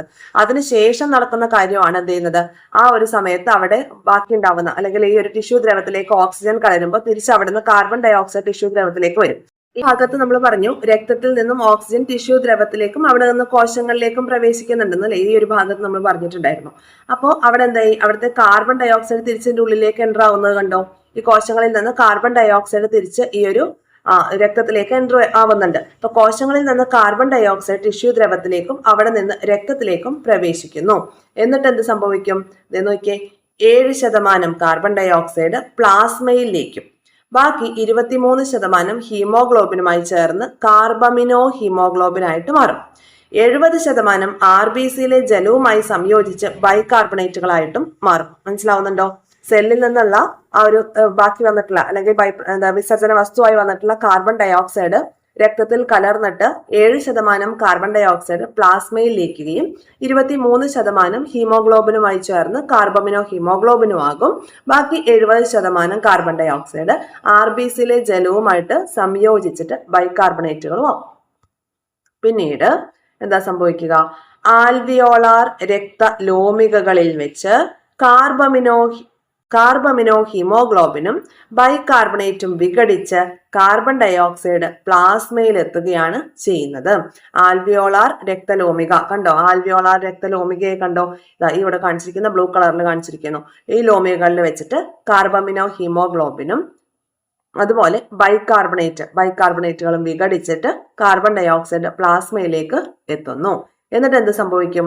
ഇവിടെ നോക്കൂ, കാർബൺ ഡൈ ഓക്സൈഡിന്റെ ഗാഢത പ്ലാസ്മയിൽ കൂടുതലായതിനാൽ ആൽവിയോളസിലേക്ക് കാർബൺ ഡൈ ഓക്സൈഡ് ഡിഫ്യൂഷനിലൂടെ വ്യാപിക്കും. മനസ്സിലായോ? ഈ ആൽവിയോളസിന്റെ ഉള്ളിൽ എന്താണ്? ഓക്സിജന്റെ ഗാഢതയാണ് കൂടുതൽ. ഓക്കെ, ഇവിടെ ഓക്സിജന്റെ ഗാഢതയാണ് കൂടുതലായിട്ടുള്ളത്. ഈ ഭാഗത്ത് ഓക്സിജന്റെ ഗാഢത കൂടുതൽ, ഇവിടെയാണെങ്കിൽ കാർബൺ ഡൈ ഓക്സൈഡിന്റെ ഗാഢത കൂടുതൽ. കഴിയുമ്പോൾ ഗാഢത കൂടിയ ഓക്സിജൻ എന്തെയും കുറഞ്ഞ ഭാഗത്തേക്ക് ഇങ്ങനെ വരികയാണ്. അതുപോലെ ഇവിടെ ഈ ബ്ലൂ കളർ കാണിച്ചിരിക്കുന്നതിൽ കാർബൺ ഡൈ ഓക്സൈഡ് ആണ് കൂടുതൽ. അവിടെ ഗാഢത കൂടിയ കാർബൺ ഡൈ ഓക്സൈഡ് എന്ത് ചെയ്യുന്നുണ്ട്? ഈ ആൽവിയോളസിന്റെ ഉള്ളിൽ എന്താണ്? കാർബൺ ഡൈ ഓക്സൈഡിന്റെ ഗാഢത കുറവാണ്, അത് ഇങ്ങോട്ടും പാസ് ചെയ്യും. മനസ്സിലായോ? കാർബൺ ഡൈ ഓക്സൈഡ് ഇത് ഇങ്ങോട്ടും വരുന്നുണ്ട്, ഓക്സിജൻ കണ്ടോ പുറത്തേക്കും പോകുന്നുണ്ട്. അപ്പൊ ഈ രീതിയിലാണ് ശ്വസന പ്രക്രിയ നടക്കുന്നത്. ഇവിടെ നമ്മൾ പറഞ്ഞത് എന്താണ്? ഇവിടെ ഓക്സിജൻ സെൽസിന്റെ ഉള്ളിലേക്ക് വന്നു കഴിയുമ്പോൾ പിന്നീട് നടക്കുന്നത് കോശ ശ്വസനമാണ്. ആ കോശ ശ്വസനത്തിലാണ് 2 പാർട്ടുള്ളത്, ഗ്ലൈക്കോളിസും ക്രെബ്സ് പരിവർത്തിയും. ഗ്ലൈക്കോളിസിന്റെ ബൈ പ്രോഡക്റ്റ് ആയിട്ട് 2 ATP തന്മാത്രകളും ക്രെബ്സ് പരിവർത്തിയിൽ 28 ATP ആണ് ഫോം ചെയ്യുന്നത്. അങ്ങനെയാണ് എന്ത് ചെയ്യുന്നത്? ഓക്സിജൻ വിഘടിച്ചിട്ട് ഗ്ലൂക്കോസ് വിഘടിച്ചിട്ട് എന്ത് ചെയ്യുന്നത്? ATP ഫോം ചെയ്യുന്നത്, ഊർജ്ജത്തിന് ആവശ്യമായിട്ടുള്ള ATP ഫോം ചെയ്യുന്നത്. ക്ലിയർ ആയല്ലോ? അപ്പൊ ഇവിടെ നോക്കിക്കോളൂ, ഇവിടെ ഗ്ലൈക്കോളിസും ക്രെബ്സ് പരിവൃത്തിയും. ഗ്ലൈക്കോളിസ് നടക്കുന്നത് എവിടെയാണ്? ക്രെബ്സ് പരിവർത്തി നടക്കുന്നത് എവിടെയാണ്? ഇവിടെ നോക്കി പറഞ്ഞോളൂ. ഗ്ലൈക്കോളിസ് എവിടെയാണ് നടക്കുന്നത്? ഗ്ലൈക്കോളിസ് കോശ ശ്വസനത്തിന്റെ ആദ്യത്തെ ഘട്ടമാണ്, കോശദ്രവ്യത്തിലാണ് നടക്കുന്നത്. ഓക്സിജൻ ആവശ്യമില്ലാത്ത കാര്യമാണ്.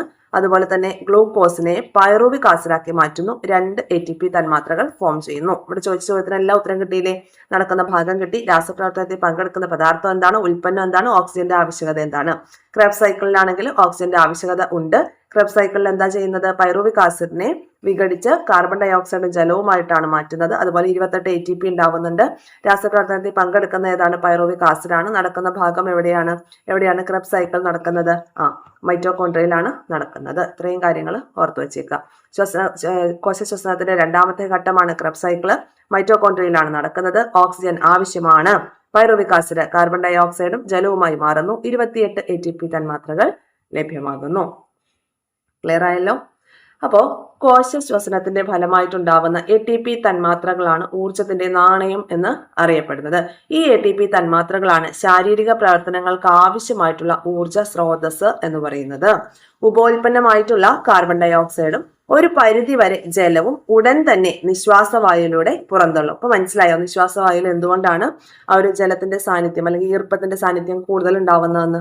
ഓക്കെ, ഇപ്രകാരം ശ്വസനവാതകങ്ങളിലൂടെ സംവഹനവും കോശങ്ങളിൽ വെച്ച് ഗ്ലൂക്കോസിനെ ഓക്സിജൻ ഉപയോഗിച്ച് വിഘടിപ്പിച്ച് ഊർജം സ്വതന്ത്രമാക്കുന്ന പ്രക്രിയയും ചേരുന്നതാണ് ശ്വസനം എന്ന് പറയുന്നത്. ക്ലിയർ ആയല്ലോ? എന്താ നമ്മൾ പറഞ്ഞു വന്നത്? ശ്വസനവാതകങ്ങളുടെ സംവഹനവും കോശങ്ങളിൽ വെച്ച് ഗ്ലൂക്കോസിനെ ഓക്സിജൻ ഉപയോഗിച്ച് വിഘടിപ്പിച്ച് ഊർജം സ്വതന്ത്രമാക്കുന്ന പ്രക്രിയയും ചേരുന്നതാണ് ശ്വസനം. കോശ ശ്വസനത്തിലെ 2ാമത്തെ ഘട്ടമായിട്ടുള്ള ക്രെബ്സ് പരിവൃത്തി കണ്ടെത്തിയ ശാസ്ത്രജ്ഞനെ കുറിച്ച് നമുക്ക് നോക്കാം. ഹാൻസ് അഡോൾഫ് ക്രെബ്സ് എന്നാണ് അദ്ദേഹത്തിന്റെ പേര്. ഹാൻസ് അഡോൾഫ് ക്രെബ്സ് എന്ന ജർമ്മൻ ബയോ കെമിസ്റ്റ് ആണ് കോശ ശ്വസനത്തിലെ 2ാമത്തെ ഘട്ടത്തിലെ രാസപ്രവർത്തനങ്ങൾ കണ്ടെത്തിയത്. അതുകൊണ്ടാണ് ഈ ഒരു 2ാമത്തെ ഘട്ടത്തിന് ക്രെബ്സ് സൈക്കിൾ എന്ന പേര് വീണത്. അപ്പോൾ ഈ ഒരു കണ്ടെത്തലിന് അദ്ദേഹത്തിന് നൊബേൽ പ്രൈസ് ലഭിച്ചു. ഏത് വർഷം? 1953 ഇദ്ദേഹത്തിന് നൊബേൽ പ്രൈസ് ലഭിച്ചത്. ക്രെബ്സ് പരിവൃത്തി കണ്ടെത്തിയതിന് ഇദ്ദേഹത്തിന് നൊബേൽ പ്രൈസ് ലഭിക്കുകയാണ്. അപ്പൊ ഈ നൊബേൽ സമ്മാനം അദ്ദേഹം പങ്കിട്ടത് ഫ്രിറ്റ്സ് ലിപ്മാനോടൊപ്പമാണ്. അദ്ദേഹം ഈ ഒരു നൊബേൽ പ്രൈസ് പങ്കിട്ടത്. ഇനി ഹീമോഗ്ലോബിനെ കുറിച്ച് തന്നിട്ടുണ്ട്. അത് നമുക്ക് ഈ ഒരു ഡേറ്റ വായിക്കാം, എന്നിട്ട് പിക്ചറിലേക്ക് വരാം. RBCയിലെ വർണ്ണകമാണ് ഹീമോഗ്ലോബിൻ. ഇരുമ്പ് മുഖ്യ ഘടകമായിട്ടുള്ള പ്രോട്ടീനാണ് ഹീമോഗ്ലോബിൻ. RBCയിലെ വർണ്ണകമാണ്. ഓരോ RBCയിലും 270 ദശലക്ഷം ഹീമോഗ്ലോബിൻ തന്മാത്രകളുണ്ട്. ഈ ഒരു പോയിന്റ് ഇമ്പോർട്ടന്റ് ആണ്. ഒരു ഹീമോഗ്ലോബിൻ തന്മാത്ര 4 ഓക്സിജൻ തന്മാത്രകളെയോ 4 കാർബൺ ഡയോക്സൈഡ് തന്മാത്രകളെയോ സംവഹനം ചെയ്യുന്നുണ്ട്. ഒരു ഹീമോഗ്ലോബിൻ തന്മാത്ര 4 ഓക്സിജൻ തന്മാത്രകളെയോ 4 കാർബൺ ഡയോക്സൈഡ് തന്മാത്രകളെയോ സംവഹനം ചെയ്യുന്നുണ്ട്. ഹീമോഗ്ലോബിന്റെ അളവ് സ്ത്രീകളിൽ 12 to 16 ആണ്. 12 to 16 ഗ്രാം പെർ ഡെസിലിറ്റർ.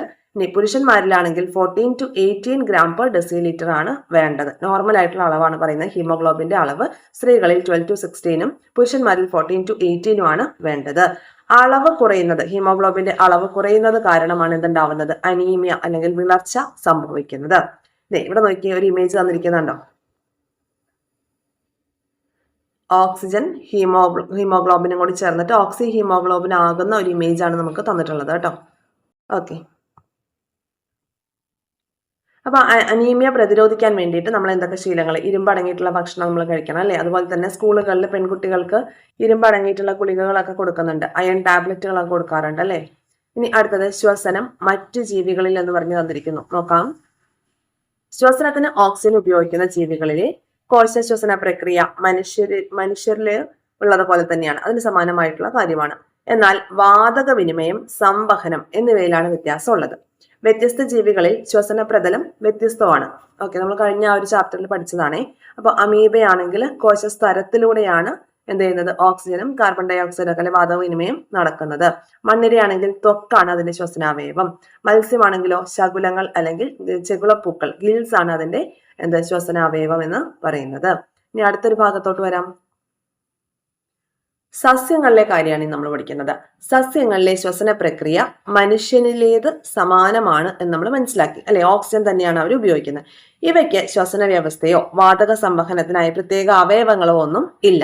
എന്നാൽ ഇല, കാണ്ഡം, വേര് എന്നിവിടങ്ങളിൽ വാതക വിനിമയത്തിന് പ്രത്യേക സംവിധാനങ്ങൾ ഉണ്ട്. ഈ ഭാഗത്തേക്ക് നോക്കൂ. ഇവിടെ കണ്ടോ, സസ്യങ്ങളിലെ വാതക വിനിമയത്തെ കുറിച്ചാണ് പറയുന്നത്. നോക്കാം നമുക്ക്. ഇലയിലും ഇളം കാണ്ഡത്തിലും ചെറു സുഷിരങ്ങളുണ്ട്. അവയെ എന്ത് പറയും? സ്റ്റൊമാറ്റ അല്ലെങ്കിൽ ആസ്യരന്ധ്രങ്ങൾ എന്ന് പറയും. ഇനി കട്ടി കൂടിയ കാണ്ഡത്തിലും വേരിന്റെ ഉപരിതലത്തിലുമുള്ള ചെറു സുഷിരങ്ങളെ ലെന്റിസെല്ലുകൾ എന്നാണ് പറയുന്നത്. ഇനി നോക്കിയേ, മൺതരികൾക്കിടയിലെ വായുവുമായി വാതക വിനിമയം നടത്തുന്നത് ആരാണ്? വേരിലെ കോശങ്ങളാണ്. അപ്പോൾ സസ്യങ്ങളിലെ വാതക വിനിമയത്തിന് ഹെൽപ്പ് ചെയ്യുന്നത് 1 സ്റ്റൊമാറ്റ, 2 ലെന്റിസെല്ല്, 3 വേരിലെ കോശങ്ങൾ. അപ്പൊ സ്റ്റൊമാറ്റ എന്ന് പറയുമ്പോൾ ഇലയിലും അല്ലെങ്കിൽ ഇളം കാണ്ഡത്തിലുമുള്ള ചെറു സുഷിരങ്ങളാണ് സ്റ്റൊമാറ്റ. ലെന്റിസെല്ല് എന്ന് പറഞ്ഞാലോ കട്ടി കൂടിയ കാണ്ഡത്തിന്റെയും വേരിന്റെയും ഒക്കെ ഉപരിതലത്തിലുള്ള ചെറു സുഷിരങ്ങളാണ് ലെന്റിസെല്ലുകൾ. മൺതരിക്കിടയിലുള്ള വായുവുമായി വാതക വിനിമയം നടക്കുന്നത് വേരിലെ കോശങ്ങളിലൂടെയാണ്. ക്ലിയർ ആയല്ലോ? ഈ സ്റ്റൊമാറ്റ എന്ത് ചെയ്യും? പകൽ സമയങ്ങളിൽ തുറന്നിരിക്കുകയും രാത്രിയിൽ അടയുകയും ചെയ്യും. ഇലകളിലെ മീസോഫിൽ കോശങ്ങളിൽ പകൽ സമയത്ത് ഒരേ സമയം പ്രകാശ സംശ്ലേഷണവും ശ്വസനവും നടക്കുന്നുണ്ട്. പകൽ സമയത്ത് പ്രകാശ സംശ്ലേഷണത്തിന്റെ തോത് കൂടുതലായിരിക്കും. അതുകൊണ്ട് തന്നെ ഉണ്ടാകുന്ന ഓക്സിജനെ ശ്വസനത്തിനായി ഉപയോഗിക്കുകയും അധികമുള്ള ഓക്സിജനെ പുറന്തള്ളുകയും ചെയ്യും. ആര്? സസ്യങ്ങൾ കേട്ടോ. പിന്നെ ശ്വസന ഫലമായിട്ടുണ്ടാകുന്ന കാർബൺ ഡൈ ഓക്സൈഡ് എന്താ ചെയ്യുന്നത്? പ്രകാശ സംശ്ലേഷണത്തിന് ഉപയോഗിക്കും. തികയാത്തത് അന്തരീക്ഷത്തിൽ നിന്ന് സ്വീകരിക്കുകയും ചെയ്യും. അപ്പോൾ രാത്രി കാലങ്ങളിൽ സ്റ്റൊമാറ്റ അടങ്ങിയിരിക്കുന്നു നമ്മൾ പറഞ്ഞു. രാത്രി കാലങ്ങളിൽ സ്റ്റൊമാറ്റ അടയുമ്പോൾ ഡിഫ്യൂഷനിലൂടെയാണ് ശ്വസനവാതകങ്ങളുടെ വിനിമയം നടക്കുക.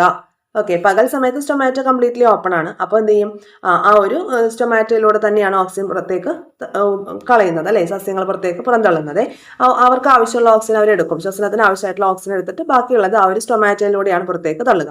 പക്ഷെ രാത്രി സമയമാകുമ്പോൾ സ്റ്റൊമാറ്റോ അടഞ്ഞാണ് ഇരിക്കുക. അപ്പോൾ ഡിഫ്യൂഷനിലൂടെയാണ് ഈ ശ്വസനവാതകങ്ങളുടെ വിനിമയം നടക്കുന്നത്. ഓക്കെ. ഇനി ഇതേ ഇവിടെ നമുക്ക് തന്നിരിക്കുന്നത് ഈസ്റ്റ് അതുപോലെ തന്നെ ലാക്ടോബാസിലസ് ബാക്ടീരിയ ഈ രണ്ട് ജീവികളിലെ ശ്വസനത്തെക്കുറിച്ച് കോശ ശ്വസനത്തെക്കുറിച്ചാണ് ഇവിടെ പറഞ്ഞിരിക്കുന്നത്. നമുക്കൊന്ന് നോക്കാം. ഇവിടെ കണ്ടോ, ആ ഒരു റെസ്പിറേഷനെയാണ് എന്ന് പറയുന്നത് അനറോബിക് റെസ്പിറേഷൻ എന്ന് പറയും. എന്താണ് അങ്ങനെ പറയാനായിട്ടുള്ള കാരണം നമുക്ക് നോക്കാം കേട്ടോ. ഇവിടെ ഗ്ലൂക്കോസ് വിഘടിച്ചിട്ട് എന്താ ചെയ്യുന്നത്, പൈറുവിക് ആസിഡായി മാറുന്നു. ആ സമയത്ത് 2 ATP റിലീസ് ചെയ്യുന്നുണ്ട്. പിന്നെ അതെന്തായി മാറും, പിന്നീട് ലാക്റ്റിക് ആസിഡായിട്ട് മാറുന്നുണ്ട്. പിന്നെ ഇത് നോക്കി, കോശദ്രവ്യത്തിൽ വെച്ചിട്ട് ഗ്ലൂക്കോസ്, ഈസ്റ്റിന്റെ കേസാണ് പറയുന്നത്, ഈസ്റ്റിന്റെ കേസിൽ 2 ATP റിലീസ് ചെയ്തിട്ട് പൈറുവിക് ആസിഡായിട്ട് മാറുന്നുണ്ട്. എന്നിട്ട് അതെന്താ ചെയ്യുന്നത്, ആൽക്കഹോൾ അല്ലെങ്കിൽ അതിൻ്റെ കൂടെ കാർബൺ ഡൈ ഓക്സൈഡ്, നമ്മൾ ഈ മാവ് കുളിപ്പിക്കാനൊക്കെ എന്ത് ചെയ്യുന്നുണ്ട്, ഈസ്റ്റ് യൂസ് ചെയ്യുമ്പോൾ നടക്കുന്ന പ്രോസസ്സാണ് ഈ പറയുന്നത്.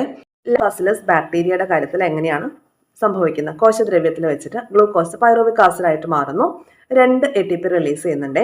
അപ്പോൾ ഇങ്ങനെ ഗ്ലൂക്കോസ് പൈറുവിക് ആസിഡ് ആവുന്ന കേസിൽ നമുക്ക് എന്ത് ആവശ്യമില്ല, ഓക്സിജൻ ആവശ്യമില്ല, നമ്മൾ ഓൾറെഡി പഠിച്ചിട്ടുണ്ട് അല്ലേ. അപ്പോൾ കോശശ്വസനം നമ്മൾ പഠിച്ചപ്പോൾ ഓൾറെഡി പറഞ്ഞതാണ്, ഗ്ലൈക്കോളിസിന്റെ സമയത്ത് ഗ്ലൂക്കോസ് എന്ത് ചെയ്യുന്നു, പൈറുവിക് ആസിഡായി മാറുന്നുണ്ട്. ആ സമയത്ത് ഓക്സിജൻ ആവശ്യമില്ല, 2 ATP റിലീസ് ചെയ്യുന്നുണ്ടെന്ന്. ആ കേസ് തന്നെയാണ് ലാക്ടോബാസിലസ് ബാക്ടീരിയയുടെ കേസിലും കോശദ്രവ്യത്തിൽ നടക്കുന്നത്. ഇത്രയും നടന്നു കഴിഞ്ഞതിന് ശേഷം ഈ പൈറുവിക് ആസിഡ് പിന്നീട് എന്തായി മാറും, ലാക്റ്റിക് ആസിഡായിട്ട് മാറും. ഓക്കെ, എന്നാൽ ഈസ്റ്റിന്റെ കേസിൽ എങ്ങനെയാണ്, പൈറുവിക് ആസിഡ് പിന്നീട് ആൽക്കഹോളും കാർബൺ ഡൈ ഓക്സൈഡും ആയിട്ടാണ് മാറുന്നത്. ഓക്കെ, ഇത് ഈ സംഭവമാണ് അനേറോബിക് റെസ്പിറേഷൻ എന്ന് പറയുന്നത്. ഇവിടെ എന്താണ്, ഓക്സിജൻ ആവശ്യമുണ്ടോ, ഇല്ല, ഓക്സിജൻ ആവശ്യമില്ല. ഓക്കെ, അപ്പോൾ മനുഷ്യനടക്കമുള്ള ജന്തുക്കളിലും സസ്യങ്ങളിലും ശ്വസനം നടക്കുന്നത് ഓക്സിജൻ ഉപയോഗിച്ചാണ്. ഇത്തരം ശ്വസനത്തെയാണ് എയ്റോബിക് റെസ്പിറേഷൻ എന്ന് പറയുന്നത്, എയ്റോബിക് ശ്വസനം എന്ന് പറയുന്നത്. എന്നാൽ ചില ബാക്ടീരിയ, നമ്മളിപ്പോൾ പറഞ്ഞ പോലെ തന്നെ ഈസ്റ്റ്, അതുപോലെ ഈ ലാക്ടോബാസിലസ് ബാക്ടീരിയ അതുപോലെ ഈസ്റ്റ്, ഈ 2 സംഭവങ്ങളിൽ എന്ത് വേണ്ട, ശ്വസനത്തിന് ഓക്സിജൻ ആവശ്യമില്ല. അപ്പോൾ ഇത്തരത്തിലുള്ള ശ്വസനത്തെയാണ് എന്ത് പറയുന്നത്, അനേറോബിക് റെസ്പിറേഷൻ എന്ന് പറയുന്നത്, അനേറോബിക് ശ്വസനം എന്ന് പറയുന്നത്. ക്ലിയർ ആയോ?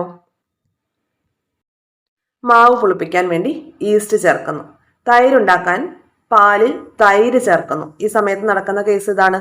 എന്താണ്, തൈരുണ്ടാക്കാൻ പാലിൽ തൈര് ചേർക്കുമ്പോൾ എന്താ സംഭവിക്കുന്നത്, ഗ്ലൂക്കോസ് പൈറുവിക് ആസിഡായി മാറുന്നു. ഈ പൈറുവിക് ആസിഡ് പിന്നീട് ലാക്റ്റിക് ആസിഡായിട്ട് മാറുന്നു. മാവ് പുളിപ്പിക്കാൻ വെക്കുമ്പോൾ എങ്ങനെയാണ്, ഗ്ലൂക്കോസ് പൈറുവിക് ആസിഡായി മാറുന്നു. വീണ്ടും അവിടെ എന്ത് ചെയ്യുന്നു, അവിടെ വീണ്ടും വിഘടിച്ച് കാർബൺ ഡൈ ഓക്സൈഡ് അതുപോലെ ആൽക്കഹോൾ, അങ്ങനെയാണ് മാവ് പുളിക്കുന്നത് അല്ലേ. അപ്പോൾ ഈ അനേറോബിക് റെസ്പിറേഷനാണ് നമ്മൾ ഈ ഒരു സന്ദർഭത്തിലൊക്കെ ഉപയോഗപ്പെടുത്തുന്നത്. ഇത്രയും ക്ലിയർ ആയല്ലോ. ഇനി വിസർജനത്തിന്റെ കാര്യം ഇവിടെ പറയുന്നുണ്ട്, നോക്കാം. ഗ്ലൂക്കോസിൽ നിന്നും ഊർജ്ജം ഉൽപ്പാദിപ്പിക്കുന്നത് എപ്രകാരമാണെന്ന് നമ്മൾ മനസ്സിലാക്കി. ഇതടക്കമുള്ള മെറ്റബോളിക് പ്രവർത്തനങ്ങളുടെ ഫലമായിട്ട് കോശത്തിൽ ധാരാളം ഉപോൽപ്പന്നങ്ങളും ഉണ്ടാകുന്നുണ്ട്. ഇവ ആന്തര സമസ്ഥിതിക്ക് ദോഷകരമായാൽ മാലിന്യമെന്ന നിലയിലേക്ക് മാറുന്നു. ഇത്തരം മാലിന്യങ്ങളെ ശരീരത്തിൽ നിന്ന് പുറന്തള്ളുന്ന പ്രക്രിയയാണ് വിസർജനം അല്ലെങ്കിൽ എക്സ്ക്രീഷൻ എന്ന് പറയുന്നത്. ഓക്കെ, അപ്പോൾ കാർബൺ ഡൈ ഓക്സൈഡും നമ്മുടെ ശരീരത്തിൽ ഉണ്ടാകുന്ന വിയർപ്പും പിന്നെ അതുപോലെ യൂറിയയും ഇങ്ങനെയുള്ള കാര്യങ്ങളൊക്കെ നമ്മുടെ ശരീരത്തിൽ നിന്ന് പുറന്തള്ളുന്നുണ്ട് അല്ലേ. ഇതൊക്കെ യഥാസമയം പുറന്തള്ളിയില്ലെങ്കിൽ ശരീരത്തിന് ഒരുപാട് ദോഷങ്ങളും ഉണ്ടാകുന്നുണ്ട്. കോശ ശ്വസന ഫലമായി ഉണ്ടാകുന്ന കാർബൺ ഡൈ ഓക്സൈഡിനെ ശരീരത്തിൽ നിന്ന് യഥാസമയം പുറന്തള്ളുന്നത് എങ്ങനെയാണെന്ന് നമ്മൾ പഠിച്ചു അല്ലേ. നമ്മൾ ആൽവിയോളസ് പഠിച്ചു. അതിനുള്ളിലേക്ക് ഓക്സിജന്റെ ക്വാണ്ടിറ്റി കൂടുതലുള്ള ബ്ലഡ് ആയിരിക്കും ഉണ്ടാവുക. പുറമേയുള്ള ലോമികളിൽ എന്തുണ്ട്, കാർബൺ ഡൈ ഓക്സൈഡ് കൂടുതലുള്ള ബ്ലഡ് ഉണ്ട്. ഇത് തമ്മിൽ ഡിഫ്യൂഷൻ നടക്കുമ്പോൾ ബ്ലഡ് ഓക്സിജനേറ്റഡ് ആവും. കാർബൺ ഡൈ ഓക്സൈഡ് നിശ്വാസം വഴി പുറന്തള്ളി പോകും എന്നൊക്കെ നമ്മൾ പഠിച്ചു. പല പ്രവർത്തനങ്ങൾക്കും കാർബൺ ഡൈ ഓക്സൈഡ് ഉപയോഗപ്പെടുത്തുന്നുണ്ട്. പ്രോട്ടീൻ മെറ്റബോളിസത്തിന്റെ ഫലമായി ഉണ്ടാകുന്ന വിഷവസ്തുവായിട്ടുള്ള അമോണിയയെ വിഷം കുറഞ്ഞ യൂറിയയാക്കി മാറ്റുന്നതിൽ ഇതിന് പ്രധാനപ്പെട്ട പങ്കുണ്ട്. ഓക്കെ, കാർബൺ ഡൈ ഓക്സൈഡിന് ഒരു റോൾ ഉള്ളത് എവിടെയാന്ന് വെച്ചാൽ പ്രോട്ടീൻ മെറ്റബോളിസത്തിന്റെ റിസൾട്ട് ആയിട്ട് അമോണിയാണ് നമ്മുടെ ശരീരത്തിൽ ഫോം ചെയ്യുന്നത്. അപ്പൊ ആ അമോണിയെ വിഷാംശം കുറഞ്ഞ യൂറിയയാക്കി മാറ്റുന്ന പ്രവർത്തനത്തിൽ ഈ ഒരു കാർബൺ ഡൈ ഓക്സൈഡിന് ചെറിയൊരു റോൾ ഉണ്ട്. അതെന്താണെന്ന് അറിയണ്ടേ? അതപ്പോൾ നമുക്ക് നാളത്തെ ക്ലാസ്സിൽ നമുക്ക് ഡിസ്കസ് ചെയ്യാം. ഇന്ന് നമ്മൾ ഈ ഒരു ഭാഗം കൊണ്ട് ഇന്നത്തെ ക്ലാസ് അവസാനിപ്പിക്കുകയാണ്.